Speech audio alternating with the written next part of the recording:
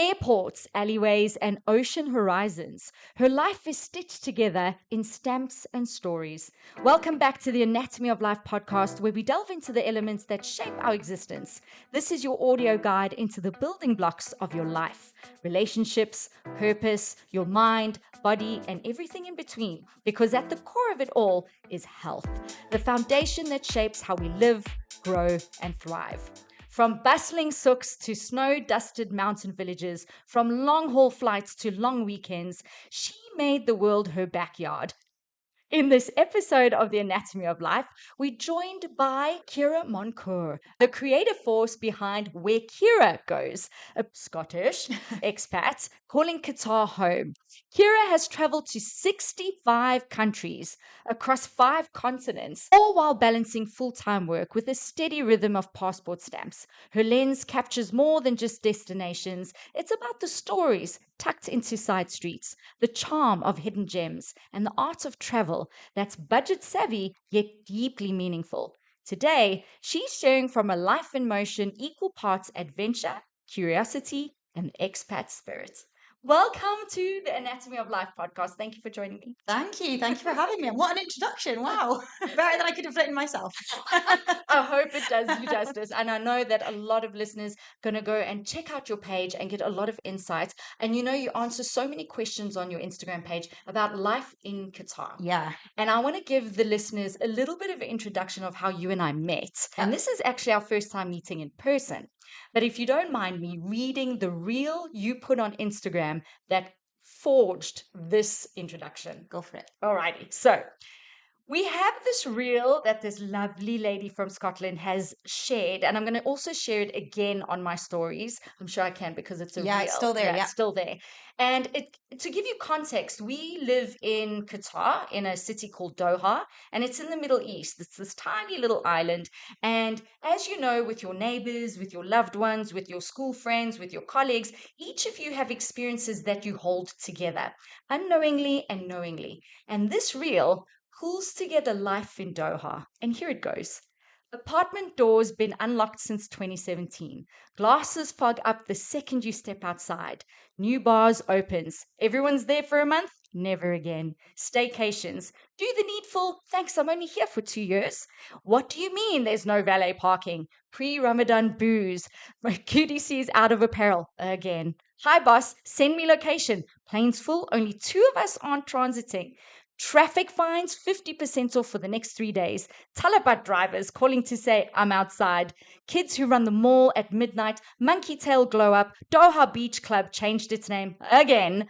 Sandstorms that shut down the city. Missiles overhead at 7. Back to normal by 8. By the way, tomorrow is now a public holiday. Do you do Qatar Airways discount? Everyone's suddenly into paddle. Beyonce's playing in Qatar. And by the way, the concert is tomorrow.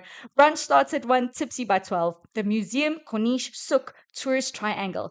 Anyone important moving from A to B at any time of day causes road closures. Land at 3, bags by 3:05, taxi by 3:06. Furthest friend lives 15 minutes away. And that's a Balik. Inshallah. Plastic bag for every single item. Man, the grocery packing man, the valet man, the car wash man, the trolley man. Offended if there's no free parking. Left your phone on the bar? It's still there next week. Home. Oh, I love it. I wrote it and I love it. You wrote it and you articulated it so well. It sums up life. It sums up life in Doha. I specifically actually put the apartment doors been unlocked since 2017. Yeah. I'm from South Africa. That was a whole new vibe for me, and that is so true. It's wild, honestly. It's wild, and it's really what makes me fall in love with this country. It's so safe. It's so safe. It's my favorite thing. Same. Because women, and you actually posted this recently. Yeah. Their biggest concern is female safety. Yeah. And that's huge for me. I just think it's wild that people still have the question, is it safe for women? Or is it safe at all? I'm like, it's the safest place. Like, I can't scream it louder. Exactly. It's so safe. It's so true. So if you could give us a preview, and where you're from, what do you do for a living, and how long you've been in Doha? Yeah, I mean, I think you've already given a pretty good summary, but I'll try to top it. So, as we said, my name's Ciara. most people say Ciara, Chiara, Clara, anything but Kira. It's Kira. Kira. Uh, And you did say to me, think of Shakira. Shakira. Yeah, and then you won't forget, Shakira. drop the sh and you won't forget. Yes. I moved to Doha nearly 5 years ago now. Wow. I followed my then boyfriend out here, and he grew up here, and his Wow. parents were still here. So he'd spent 18 years of his life here, went back to England for uni, and we met in the UK. Lived in the UK for a little bit, and then out here. Amazing. So I didn't have a clue what I was coming to, and I just I just came. Yeah. I didn't have honestly, I can't believe I didn't have any concern. Like I had no Yes. questions. I just went. Yes. But then I think that's maybe just my kind of personality. But I Because think it does, agreed, 100% agreed. You came with no preconceived notion yeah, of what to expect, and I think that's where the spark is. yeah. That's where the magic is. Yeah. Anyway, so I've been here for 5 years now. I've been in a few different roles. Finally found one that I really enjoy, and so I work as a client relationship manager. So I work full time. I would say 9 to 5, but it's more like 7:30 till 4. Another thing we love about Qatar is that there's work-life balance. Yeah, there definitely is. And I use all of my PTO and more to travel around it. And so you just shared a little bit of the story of how Qatar became your home. What shifted in your life after that move? Oof. I think honestly, I grew up in Qatar. Like that's quite a big statement to make, but and I don't know why, because it is like it's a place where you can just be yourself. There's people from everywhere, but I think that I met people here that I feel like I've grown up with, even though Yeah. I moved when I must have been 27 or 28. Yeah. And I think that since I moved here, I now know what I want. I know what I enjoy. I've got boundaries in place. Like that sounds like such mature things to say even in itself, but I don't know. I feel like I've grown up here as much as I did all my growing up in Scotland and further beyond that. I recently interviewed an author and she wrote a book called Back to That. And that is actually an Arabic word for the essence of yourself. Right. And I've got tattoos, and I've been looking for a tattoo to commemorate my time in Doha. And as much as I did a lot of growing up. I moved here when I was 30. That was 8 years ago. And I thought I had done a lot of growing up because I was 30 when I moved here. I was like, you're 30. But I did so much more growing up. But I also came back to the essence of myself. I came back to myself because, like you say, you can be yourself Yeah. here. And that's contrary to popular belief because people think, wow, Middle East, Doha, Dubai is what I always get. People forget that I'm not in Dubai, I'm in Doha. It's very different. We're just a smaller scale. But they think of opulence and they think of luxury. But there's also another side of Doha where you meet people from where I would never have met you if I was still in South Oh, Africa. million You know, percent. like I would never have done the things that I've done, a podcast, traveling the way that Yeah. I travel because of that. And do you bode or would you have traveled as much as you've traveled if you stayed Oh in the no, UK? no way. For so many reasons. Qatar is a travel hub, but it also there's better salaries here than in the UK. Not for everyone, but there Yeah. are like for me anyway, my salary is better than what I was earning in the UK. And so obviously I've got more disposable income. Qatar is a bit of a bubble also in that it's Oh, not it is. really real life. Like I think when I was in the UK, I was so focused on I need to save for my pension. I need to put money aside for a house. Have to buy a house. Like of course I wouldn't dare do anything else. Like I Yeah. need to get married and then buy a house. And oh, I need to save money for a wedding. Like I just had all these costs in my head that I felt like I had to save for or put money Mm. aside for. Honestly, I do none of that. Sorry, mum. I Sorry, do mum. none of that It in definitely Qatar. will Like come. I prioritize travel. Yeah. And I think that that's a mindset of a lot of people living here. And Because as much as we save and we should, and there's investments, when you travel, you make these memories that you've never it's made priceless. before. They're priceless. Money comes and goes, and there's so many places. I mean, you did how many countries? Well, you said 65, it's actually 70 now. Wow! Oh my God. So, have you lived in other countries Yeah. before Qatar? Yeah. I mean, obviously, the UK is one, but I studied Spanish at university for a year to teach English as Yeah. part of my university course. I also did 3 months in Barcelona during university one summer as well. Favorite city in the Oh, world? me too. Well, Love. same. Apart from Doha, obviously. Duh. And then after uni, I wanted to go traveling. My mum told me that I wasn't going to go and just get drunk in every corner of the world. I had to have a purpose to my travels. I was like, fair enough. I Good managed advice. to, yeah, I get it. So I managed to get an internship in Argentina. I lived there for 6 months in Argentina and then moved back to England, worked in Milton Keynes, and then out to Qatar. Wow. So a bit of all around, yeah. And I also think, you know, what's really strange is this podcast has shown me what multifaceted individuals look like. And I thought I was alone because I've been in marketing. I studied interior design. I've studied health coaching. I'm a fitness instructor. Like, people can't place me. They're like, you've done so much and so many different things. And I'm like, yeah, but life isn't supposed to be one lane. Like, I have multiple lanes on one. I'll stay in my lane, but I'm going to create many more. You You know what don't I stay mean? in your lane, you Yeah, cross those cross lanes. those lanes. So when you think about home, is it a place, a feeling, or somewhere in between? Home for me will always be Scotland. Like, home is Scotland, but when I'm in Scotland, do I say I'm going home on Tuesday and I mean back to Doha? I mean, Yes. yes. So, Everyone knows now when I say yeah, home, I mean Doha. Home yeah. is And I Doha. mean, like at the end of my post that you read out there, You it's put home. home. Like, this is home for me now. Will it be my forever home? Who knows? So therefore, home is where I think home is where you feel happy at that moment in time. But I will always have a home, and that will be Scotland with my family. 100%. You know, I have never been more patriotic. I've always been patriotic. And it's funny because we were watching the rugby on Saturday and I found it so funny because I see all these South Africans wearing the South African rugby shirt. We're screaming and shouting, we're standing, we say the national anthem. I know that we do this back home. It's not like a novice. We do this. We go to pubs and we do this. But there's something special about doing it overseas with your fellow countrymen. And home will always be home. And I speak so highly of South Africa, even with all the shame that we get. But like you say, home is home. Yeah. And for me, home is wherever I feel safe and feel at home and where my husband is. Wherever he is, I've always said to him, we can literally be in a ditch somewhere, and that's where my home is. So it definitely is a feeling Yeah. rather than an actual physical Agree. place. I There's love home it. and there's home. There's home and home home. We should be like, this is home, and then there's home home. Home home, and only we would understand that. So let's talk about the cultural moments here in Qatar. Surely there have been many surprises. I know I've had many surprises, unexpected lessons, and challenges that shaped your expat journey. Can you share a few? So I guess I actually posted something about this on Instagram Oh, a really? few days ago. The title of the post was something along the lines of, here are the things that I found hardest to adjust to.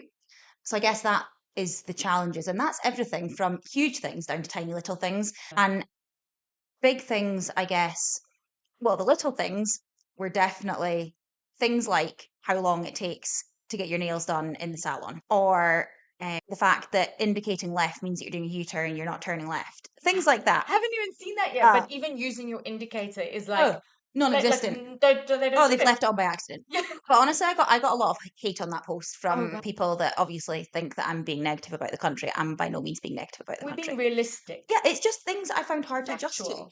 that I've now adjusted to, and I love it here. But anyway, so I think that post kind of sums up all the challenges, and most of them for me. I just don't know if I'm someone that just like when you say to me, "What's a challenge?" I'm like, nothing. Like Nothing. I know what you I'm just mean. the kind of person that You go with the flow. I You just allow don't the challenge to, recognize challenges. yes. I think I'm just like, oh, that's a small bump in the road. Let's just deal with that and move on. So challenges to me are all the small things that are adjustments as opposed to challenges. I Yeah. think surprises are probably I didn't realize how diverse it was going to be here, and also at the same time how much I would fit in, Yeah. because I think that's kind of what I mentioned at the start in terms of like growing up here, because it's so diverse, but yet you fit in. Like there's no one else like me. Yeah. Ah, Here. here there are like I've got friends here. There's other people from the UK, from Scotland, from Aberdeen, Yeah. where I'm from. But at the same time, obviously, you are your own person. But it's there's so many people from so many cultures, from so many backgrounds, with so many different salary ranges, Yeah. housing, family situations. Yeah. But at the same time, like we've all in Come for the same Qatar reason. come for the same reason. Only what 10% of the population is, Qatari. and therefore everyone here is in the same boat. And I think, of course, if I'd thought about it before I came, I would have thought about it. But I never thought about it. And so when I came, I was like, wow, there's so many of us here for the same reason, but with such a different story. And I found that so surprising. I love that as well because, like, this podcast is about anatomy of life and the things that make up your life. And you was pointing on something so important there, where we are from diverse backgrounds. We all have different stories, and that ties into your well-being. Yeah. Because in order for you to have connection, and we've all gone through COVID, we know what that did to our connection. We all live behind our screens, we know what that does to connection. So moving abroad is like a huge milestone for people. It forces you to connect with so many different people. But in saying that it forces you, it also forces you to have a better sense of connection. And on a cellular level, that is so good for your health on every level, psychological, physical. Like, I do tennis now. I never thought I would do tennis. I'm a physical person.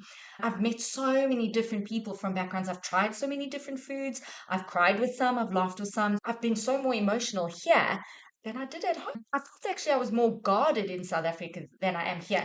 Here, I let down my guard more. That's what I think I mean about, like, I've grown up here. Like, I just feel like Yeah. I'm myself. And I was at home 1,000,000%, home being Scotland. Yeah. Tell us where Ciara Goes began and how your creative process has grown from blog posts to social media storytelling. Yeah. Well, so where Kira Goes began a long time ago, as in, I know I mentioned just before we started October, that's the Instagram page. The blog, wow, it goes into the archives. Like, I think I was Awesome. probably 20 when I set that up. And I think it was called something like The Wonder Girl. They're all hidden away somewhere. I think I've left one on my blog, on my actual physical blog website. I think I've left one post just for memories, just to see how far I've grown. You should always keep Oh, those. I love it. And that's before I went traveling. So I traveled the world for 2 years when I left uni, and I started that blog as literally a diary. And I cringe at some of the stuff that I wrote on there because I'm like, Kira, it's a public platform. Like, I was writing it as if it was a WhatsApp to my mates. Like, anyway, so they're But that's hidden. probably what makes you so endearing. I've watched your social media and it's very you. Yeah, very- it's me. And that's what people connect to. Yeah. Anyway, so I never kept that up because I just enjoyed traveling more than I enjoyed writing. I love writing, but I enjoyed the traveling more. I couldn't keep it up. So I stopped that, or just it kind of slipped. And then honestly, ever since then, I've posted a blog post every so often. Whenever I go traveling, I've always taken like photos, reels, notes for the purpose of writing a blog post and then never done it because I'm Yeah. someone who I'll get to it. think about it, the commitment's never quite there. But anyway, then it was honestly October last year, well, maybe September last year, and I saw a girl on Instagram from Scotland who made an Instagram the year before, and she had like 18,000 followers in a Wow. year. And I sat and I Wow. looked at that, and I was like, I can do that. I went through her page, and great page, don't get me wrong. There's nothing like hugely special about it. And I thought, you know what? She can do that. Why can't I? Yeah. I've traveled more than her. Like, Oh, I like that spunk. yes, it just lit this little fire in me. Good. And I thought, I'm going to do that.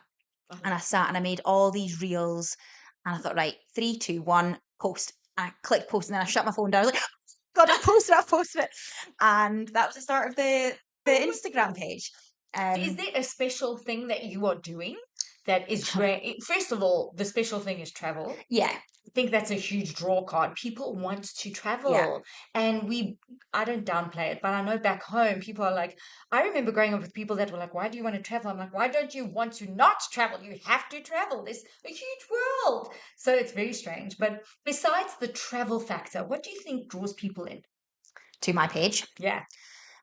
Yeah, I think it's probably just I'm me. Honesty. I think at the start, when I first started my Instagram, I kind of tried to make it a bit more curated and a bit more the same as every other like travel page out there. Oh, there are obviously ones that are like not like that, but I just tried to make it very like clean and cutesy and Ciara. pretty. No, I was the opposite at the start. I tried to make it More curated, more yes. polished. Yeah, polished. I feel That's the like yours is word. very polished right now. Oh no, see, I feel like Really? now, then I just like I wouldn't have posted a selfie of me without makeup on, for example, at the start, which is so funny because that's not me at all. Like I'm not someone that cares about that. But then I just slowly, I was like, if I'm going to keep this up, I cannot only be posting like curated Yeah. pictures, videos, It's just not selfies. Yeah. sustainable. So I just started posting me. And then I think it's just kind of grown from there a It bit. So definitely yeah. caught what that's a reel that I shared from your reels. What was the traction like on that? It must have been insane. Yeah. It's now at like 110,000 Yeah, ish views. easy. Yeah. Because I cannot believe when I shared it on, and I know for sure those people shared it on and Yeah. then shared it on and shared it on because it was so, like you said, it wasn't curated, but it was so us. Yeah. It's all, and when I say us, I'm talking about the expats in Doha. When you read this reel, it's our daily lives. We Yeah. have valets everywhere. We have a guy that pushes your trolley. We have a guy that packs for you. There's a person for everything. Yeah. And I love that so much. It's an easy life. It's an easy life. Oh, I wonder if we should call something the easy life. I don't know if there really is one, but you know.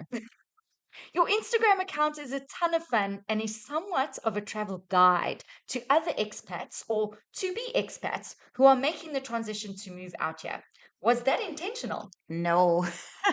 No way. No, so like I say, when I started, it all stemmed from just travel blogging. And so if you scroll way back to my first posts in October, first of all, don't because they're embarrassing. I've improved a lot since then. There's still a long way to go, but I've definitely improved. But they're very, very travel. Like there's nothing about Qatar because honestly, I thought like, what does Qatar have Yeah, to offer? Like it's not yeah, special, it's not cool. Like yeah. no one wants to go there. So I didn't really post much about Qatar at all.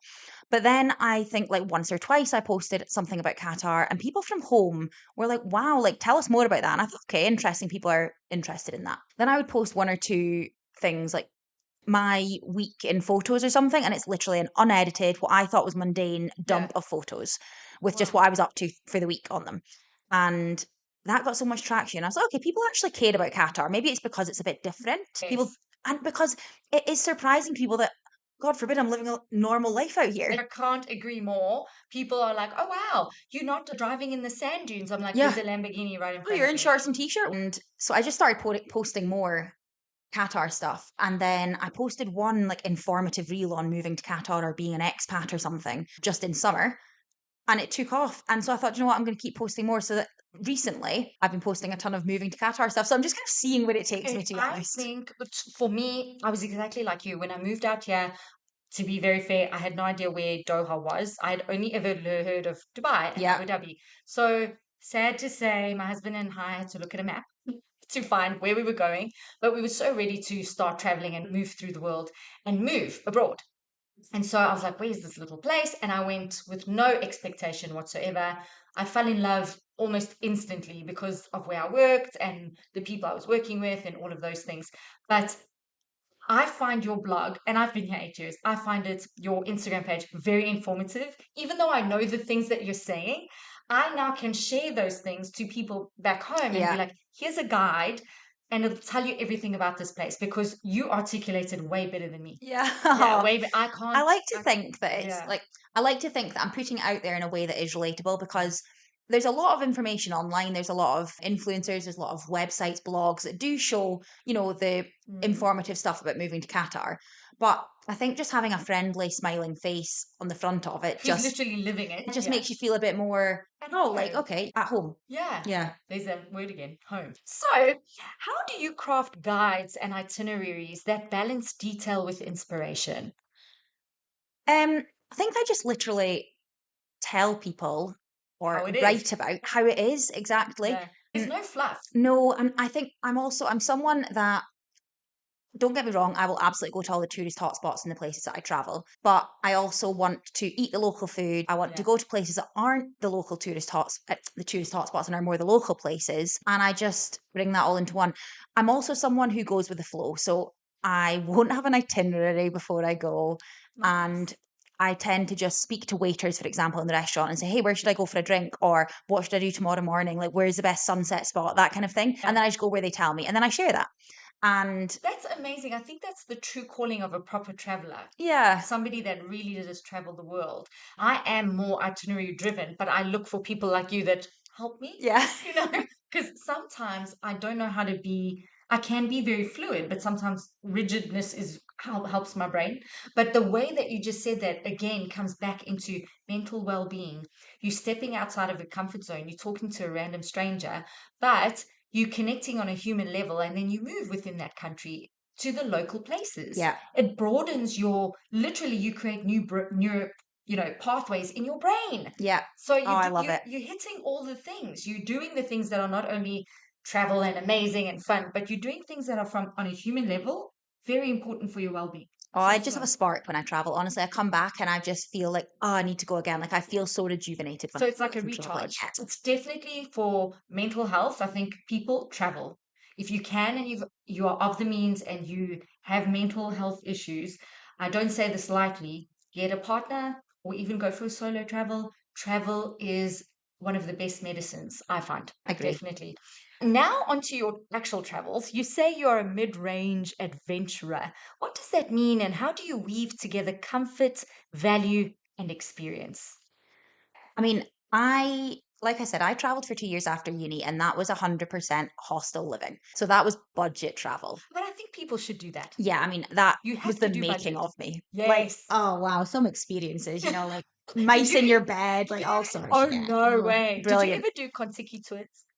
What's that? So a Oh, Kontiki, Contiki tour. No, yes, so like a group travel tour. No, yes. I solo traveled. Okay. Again, like I'm just someone that like I don't want to follow an itinerary. I Insane. I don't want to be. I want to meet people, but Yeah. I want to See choose. where it Yeah, takes you. exactly. So that was definitely like my budget travel era.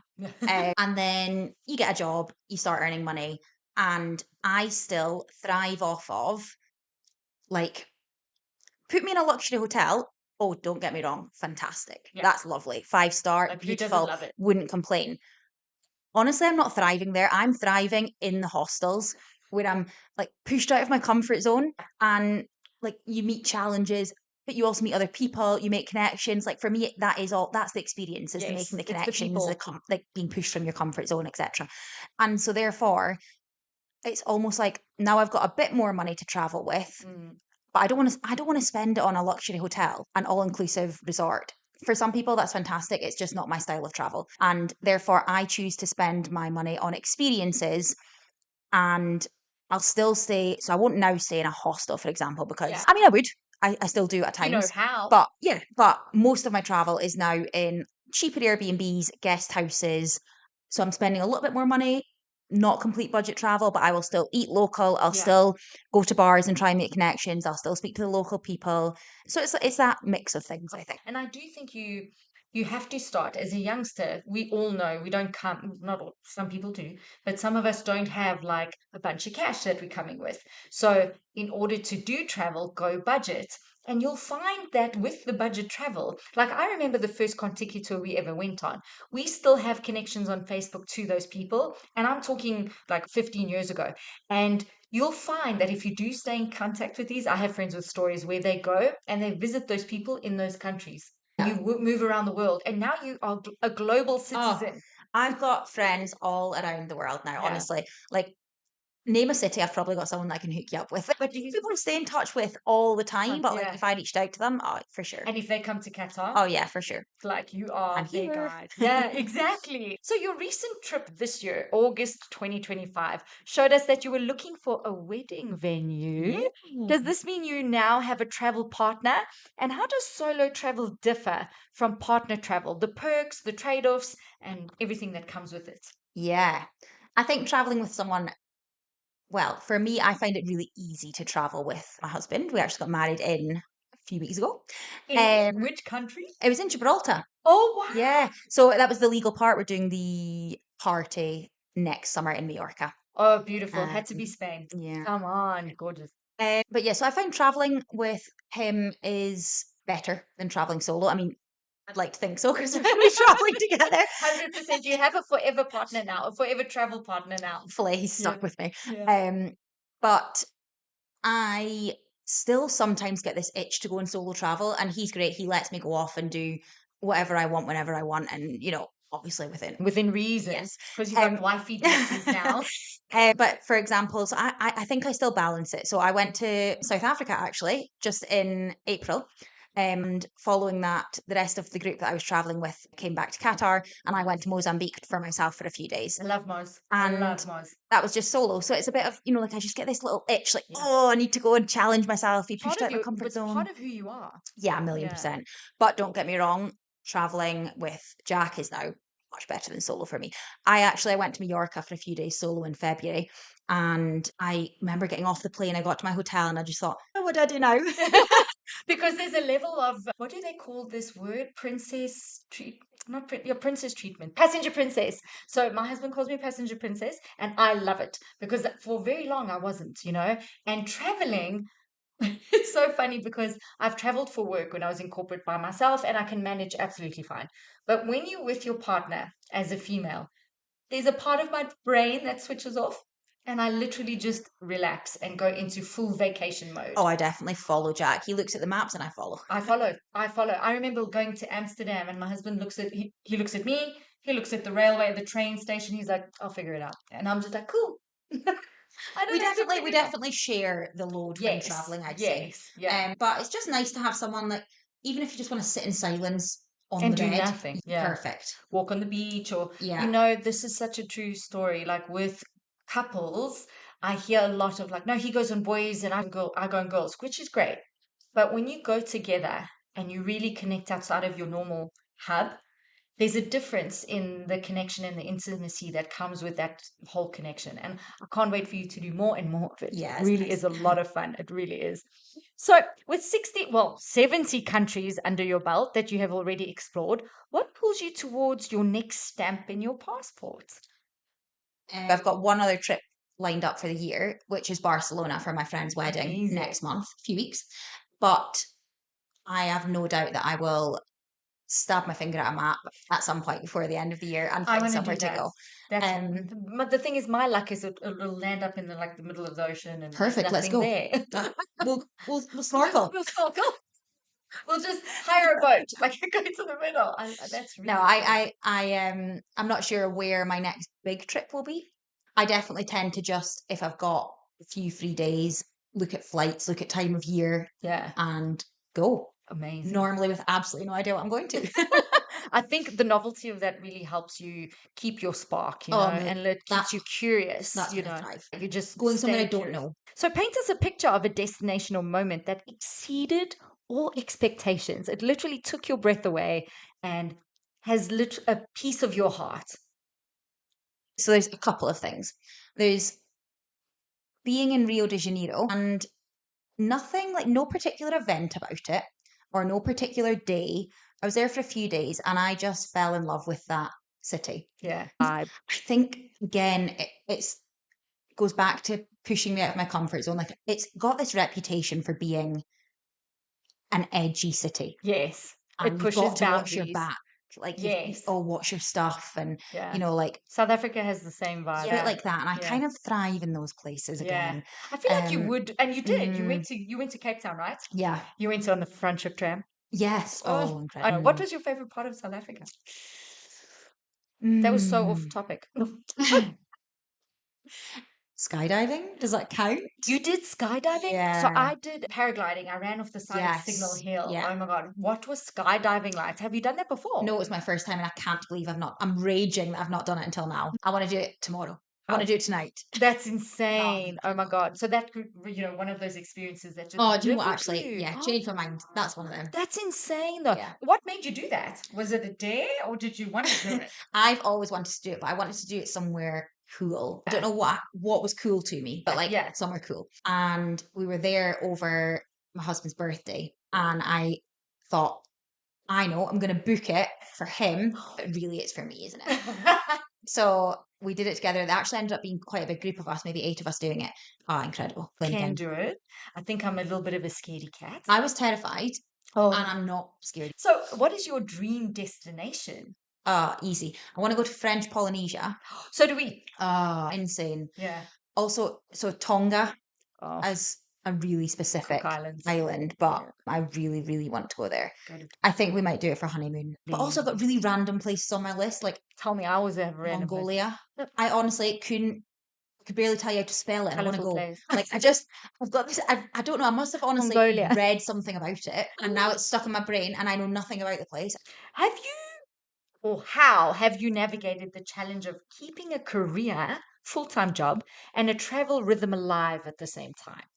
Oh, ask my boss for my PTO leave records. So I you just, always have the itch. yeah, I make the most of my leave. Obviously, in Qatar, we get 8 public holidays per year. My company tends to give an extra 1 day for each Eid, meaning that you get 4 days and 4 days. So if I take one extra day off, I've got a full week of leave, which is 9 days, is it, in terms of with the weekends? So I I love how just, you know this. I love how you know oh the yeah, calculation. you bet I've got that down. And like, for example, I came back from the UK on Wednesday last week, and I landed at 5 a.m. and was in work at I 7:30. saw you still Yeah, got snacks. exactly. So I definitely maximize to the most. It's not for everyone, but I just make the most of every single day of travel. If we get a randomly announced public holiday, oh, I'm on the next flight. We got one a couple of years ago now, and we got an extra few days off for Eid. And within 18 hours, I was on a flight to Thailand. Like, just, I'm off. See you. I do like that vibe, or that style of traveling, Yeah, to literally get on the plane, go, just do it, exactly. Don't think about it, just do it. You can What's the think when worst? you're there. Like, What's the worst thing that can you're not happen? going to be without accommodation. If you're flexible with where you can stay, Yeah, then you're going to have you'll somewhere. always find, always find. Do you watch travel shows? Not really. Do you know That's what? I don't really watch interesting. TV at all, That's or so YouTube, interesting. or I don't really watch anything. That is interesting. I thought maybe you'd be like, yeah, I watch a lot of travel shows. No, That's can't. you rather do the traveling yourself. Yeah, Just do it yourself. let's not waste Why any watch time a here. show? Let's Yeah, go. I can do it myself. I actually watch. It's more a food show, but it is a travel show. It's called Feeding Phil or Feed Phil, and it's on Netflix. And this man, every city we go to, we go online and we find all the places he said, because he goes to the most local places, Yeah, the places you would never know, and he does quite a balanced look. So he'll go to like a Michelin star, your typical, everyone goes there, and then the normal touristy places you'll find on TikTok, and then the hidden stuff that you wouldn't find. And I love doing that. I have found so many hidden gems by not like just going on the tourist path. To be honest, the tourist path is more expensive, always full, and underwhelming. yeah. Yeah, very Oh, underwhelming. don't get me wrong. You'll find me on the tourist spots, but the local Yeah, trips. yeah. I would love to travel with you. Geez. I'm sad you went to South Africa without me, because I would have Uh, taken you to so many places that you wouldn't find on next time. Instagram. There's going to Yes, be a next time. yes, there has to be. Absolutely. And I want to go to Scotland. Oh My yeah, husband's been to Scotland. He absolutely loved it. if you get the good weather. Loved it. Yeah, but even, Even in the rain. yes, because here we don't get rain. And True. my mother-in-law was here, and I said to her, all I want is a cold holiday. She's like, what are you talking about? I'm like, we have one season in Doha, and it's summer. We live next to the sun. It's just On the hot all sun. the time. We live on the sun. That's very true. We live on the sun. What is the advice you'd give someone dreaming of becoming a travel creator or expat? Okay, so 2 different ones there. Travel creator, just do it. Like, stop thinking about it and just do it. Overthinking is Yeah. not going to help you. I honestly, if I wish I'd started when I was 21, because I made the moves, I made the blog. Yeah, Just start, keep posting. No one cares as much as you think that they do. very true. Like, Hallelujah. people aren't watching you. No, but You yeah. feel like I was like, once I saw that reel, I was like, let me see this woman. No, just like, people aren't analyzing your posts the way that you think that you are. I'm quite a perfectionist with, which is actually quite funny because I'm scatty-brained and wild in every most of the other sense. perfectionists are. But I'm quite a perfectionist with, I want things to look good on my Instagram to an extent. Like, I've got the scrapbook look, but Yeah. I just was so nervous to start. Anyway, I wish I'd started at 21. For being an expat, actually, probably the advice is the same, just do it. I completely get that everyone's got different circumstances that are either like stopping them from going or like pushing them to go, etc., etc. If you can, just do it. Like, if you're in the place to do it, but you're just nervous, oh, come on. The first step is going to be the hardest one, but Yeah. it's going to be the best one at the Yeah. same time. And also reach out to me on Instagram Yes. if you're scared, if you're nervous, if you've got questions, because Yes. I love having those chats. Because I mean, I'm definitely someone who's a bit unrealistic in my thought process. Like, I am just very, Yeah. what is there to worry about? But yeah, just do it. Just do it. Is I the biggest really think advice. it is important for people to just do it. I've learned now with what I'm doing is I've just reached out to you. Yeah. I read it, I resonated. I was like, oh my gosh, you live in my brain. And I yeah, think that the worst thing that can happen is, so your worst case scenario is you go back to where you are right now. and where you So are right now is okay. yeah, exactly. So if you're happy with where you are right now, give it a shot. Worst case, you go back to where you are right now. And is that the worst that can happen? No, No, that's great. Cool. You give it a shot. and by taking the step, if you weren't happy where you were, that step's probably going to lead you to another step, lead you to another step. So take the step, whatever you do. 100%. What are your go to strategies for balancing logistics, budgeting, and exploration without losing the joy of the journey? Don't plan. Lose the Sorted. logistics, lose the budgeting. I think keeping to the front of your mind why you're taking that trip, Yeah, as opposed to following someone else online's itinerary to the T, but it exactly. goes to, for example, a Michelin star restaurant that you can't afford. Yeah, Or because they did XYZ attractions, you have to do them. But okay, so they say you have to go to this museum. Everyone online says you have to go to this museum, but you hate museums. Don't go to the museum. do Don't it. spend your money on a museum that you don't want to go to. So, like, spend your money and do your planning, build your itinerary around what you want to do, and just keep your own priorities forefront of your mind always. I feel like what I've learned with travel is to be as flexible as possible. Yeah, So, yes, maybe you wanted to go and check out that old church on the corner, but then you saw something the day before. You don't have to go check out the church on the corner. There's yeah, many, and this is something that people are going to give me hate for. Love cathedrals, amazing. But like, there's better things to see than a cathedral. I remember going to the Gothic Quarter when we were in Spain, and everyone was lining up outside of this damn church. And I was like, it's just a church. I know it's been there for thousands of years. It's probably going to be there for 1,000 years more. Like, do something else. Go for an experience rather than exactly. just walking around. Go for something that you can tangibly do. I rode a bike for the first time. So this is so random, but bicycles on Formentera. I'm not a bike rider. I'm very, very scared about people knocking me over. And I rode on Formentera the whole time we were there. Love it. So it was fitness and it was something new.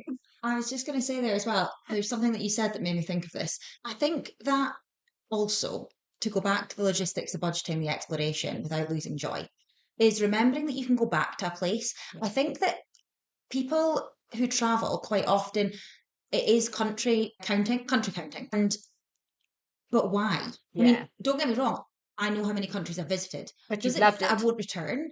No. I can go back to somewhere, and if I miss something one time because of budget, because of time, Yeah. like, you can go back to that place and it's probably not going to change. Is that church in the corner still going to be there in 3 years' time when you get to go back? Yeah. Probably. And like, and you'll experience it differently if you go back again in the Mm, future, because you'll go back with a different mindset, you'll go back with a different yes. budget, you'll go back with a different timeline, a different season.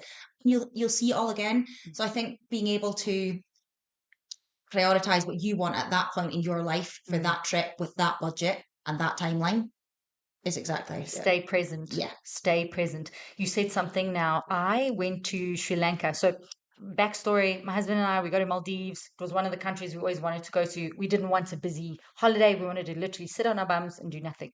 So, Maldives it was. But we got itchy feet while we were in Maldives. And at the time, because of the busyness in our schedules, which we don't do anymore, we had a travel agent that had booked that holiday because it was very last minute.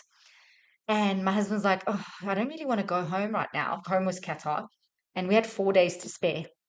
And he looks at me and I'm looking at him and I think I know what he wants to do. And he's like, we stop over in Colombo in Sri Lanka. Why don't we just stay in Sri Lanka? So we phone up the travel guy and he's like, no, well, we can't do that now. And he was like, cancel the flight, we'll book another one. We lost money on the other flight, but we couldn't care. We went to Colombo and we did our thing. Fast forward till last year, December, and we go back to Sri Lanka. But this time we go to Hikkaduwa. When I tell you, Kira, I literally fell to my knees on the sand watching these ocean waves. Now in Colombo, it's not the same. It's by a railway line, it's more of a city. Hikkaduwa is more coastal. I cried at the ocean because of the energy. And I really implore anybody who has not been to Hikkaduwa, go there. The locals will help you. They all greet you. They want nothing from you because a lot of people do that. They look at locals like, what are you trying to sell me? And I never thought I'd go back to Sri Lanka. And I went back Yeah. and I had a Experience completely it different different. experience, completely 100%. different. Now I'm more in love with the country than I was before. And I have this emotional connection to the people, to the places I went to. So I agree with you on that Yeah. one. Stay in the moment and remember you can go back. Go You for the can you that you always are go now. back. Yes. And I'm doing that a lot more. I think travel forces you to do that. And it shows you parts of yourself you didn't really know were there.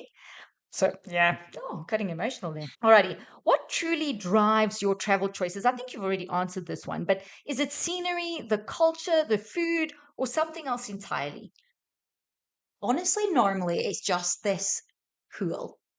And I don't know what the pool is. Yeah. I quite often just get a place in my head, and I think I've either read it or seen it, and I don't even realize that I've read it or seen it. But then I just get this thing in my head, and I need to go. Like Mongolia.